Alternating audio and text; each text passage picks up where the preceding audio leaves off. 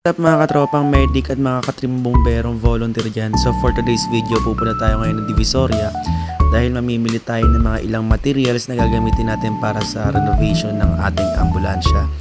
And ngayon pupunta na rin tayo ngayon sa Divisoria niya ng mga oras na yan. And kasama ko si Harold James Pahila, yung isang probe natin sa medic.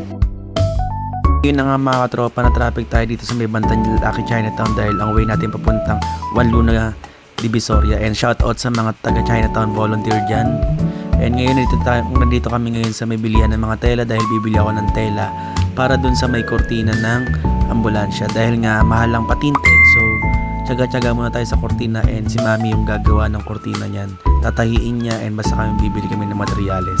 So ayan yung nabili namin na tela, kulay green, and actually 27 pesos lang siya. And after natin bumili ng tela, pumunta tayo dito sa may bilihan na linoleum mga katropa para bumili ng linoleum na design is yung parang panglapag siya dahil nga yung lapag ng ambulansya sa may likod medyo luma na siya and kasama ko yan si Pailak.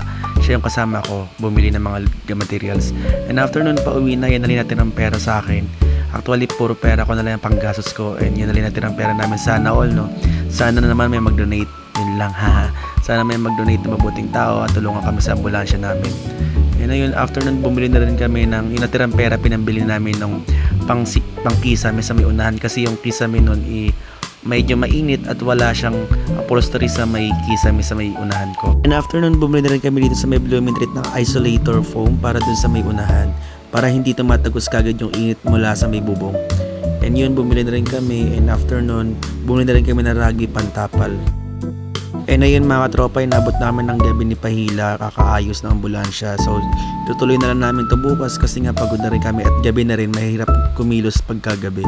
And ayun, ididikit na lang namin tong isolator form na may upholstery doon sa may loob ng ambulansya sa may unahan, sa may driver seat para hindi na mainit and maganda na siya tignan at presentable na siya tignan. So after nito, uwian na at bukas na namin tutuloy kasama yung ibang tropa naming medic kung may pupunta. So ayan, inaayos na namin para maayos na ulit. So yun, kinabit ko na rin yung bagong bili ko na side panel kasi nga basag to dati. So pinalitan ko na siya. Bumili ako ng bagong side panel na corner lang, pati yung ilaw at yung frame para hindi na siya pangit tignan at hindi na siya masagwa tignan. The next day. So ayan mga katropa, dumating yung isang probe natin si Angelo Libunaw and pagdating niya sinabulan kagad namin tanggalin yung lumang flooring ng ambulansya para mapalitan ng bago. And tatanggalin na rin kasi namin yung mga upuan and sana may mabuting loob na mag-donate ng upuan or pampagawa ng upuan na bago. And tinanggal namin yan, dinala namin yan sa may nag-welding or nag-acetylene para matanggal and lumuwag and mapalitan namin ng mas maganda at maayos na upuan at komportable kasi ito hindi sakto sa ambulansya. And after nun, dinala namin kagad dito sa may bahay namin, sa may headquarters namin. And ayan, pinalitan, sinusukat na namin yung ipapalit namin na bagong matting. And ayun, ayaw na mahihain si Angelo. Ayan, yung ginawa namin is yung bago na matting. Ayun yung ikakabit namin para mas maayos at mas malinis at mas presentable tignan kaysa noon. And ayan, tamang gupit lang tayo mga katropa dahil nga mano-mano lang tayo o kami lang yung nagtutulungan dito. Actually, dalawa lang kami nandito dahil wala yung isang probe namin kahapon, si Harold Pahila, dahil nagpaalam nga siya sa akin na wala siya ngayong araw. And ayun, okay lang dahil may katulong naman ako mag-ayos ngayon dito at tamang gupit lang tayo. Sana mga katropa, matulungan nyo kami dito na mapaganda tong ambulansya na pinahiram sa amin, no? And shout out sa mga tropa nating bumbero dyan na nag-uumpisa pa lamang. Ngayon mga tropa, nasa kalahati na tayo ng ginagawa natin na paglalagay ng bagong flooring and maya dumating na rin dito yung isang probe namin, si Facundo, and nagdala siya ng pagkain kasi nga nagpaalam din siya sa akin dahil birthday ng lola niya. And okay lang naman, basta may importanteng lakad, walang problema yan, basta tuloy ang gawain namin. And nagdala siya ng pansit pangkain namin, pang merienda na rin, pampalubag loob ba kumbaga ganun. Gusto ko na rin kunin yung oras na to para magpasalamat sa mga taong sumusuporta sa amin sa ambulansya na to. Lalo na sa mga tropa nating bumbero dyan at medic, especially sa Oxva at kay MS Tiger.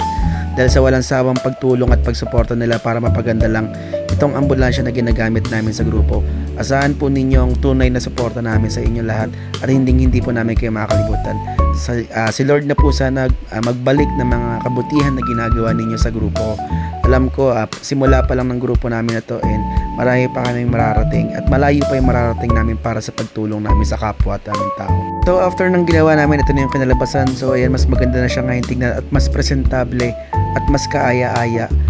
And after nun, naglinis na rin kami, kinarawash na namin to, nilinisan na namin to dahil nga may mga upcoming event kami dito, lalo na sa Ninong's Cup, Standby Medic. And ayan, nilinis namin dito yan. After neto, uwian na. And yun lamang, hanggang dito na lamang tayo mga katropa. Maraming salamat sa sumusuporta at sa mga gustong tumulong. Ilalagay ko po dito yung Gcash account ko. Willing po kaming tumanggap ng anumang tulong mula sa inyo. Ingat po kayo lagi. Stay safe and God bless. Thank you all.